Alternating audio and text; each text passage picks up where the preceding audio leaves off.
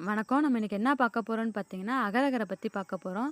இதுக்கு இன்னொரு பேர் பார்த்தீங்கன்னா, கடல் பாசி. இது எல்லா சூப்பர் மார்க்கெட்லயும் கிடைக்கும். இதில என்னென்ன செய்யலான்னு பார்த்தீங்கன்னா, ஜல்லி செய்யலாம், கேக்கு செய்யலாம். நான் வந்து இப்ப ஜல்லி செய்ய போறேன்.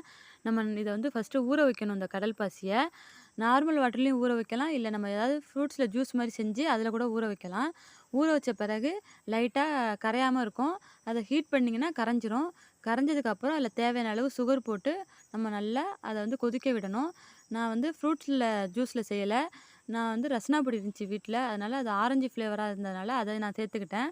அத போட்டு நம்ம நல்லா கொதிக்க வச்சு ஆற விட்டுறணும். ஆற விட்டு நம்ம ஏதாவது ஒரு பாக்ஸோ, இல்ல ஒரு கிண்ணமோ அதில ஊத்தி நம்ம மூடி போட்டு நம்ம ஃப்ரீசர்ல வந்து ஒரு 1/2 அன் ஹவர் இல்ல 1 ஹவர் நம்ம மூடி வச்சிரணும். மூடி வச்ச பிறகு பார்த்தீங்கன்னா, அதுக்கப்புறம் திறந்து பார்த்தீங்கன்னா, ஜல்லி ரெடி ஆயிரும். அதுக்கப்புறம் நம்ம எடுத்து பிள்ளைங்களுக்கு குடுத்தீங்கன்னா, பிள்ளைங்க விரும்பி சாப்பிடுவாங்க.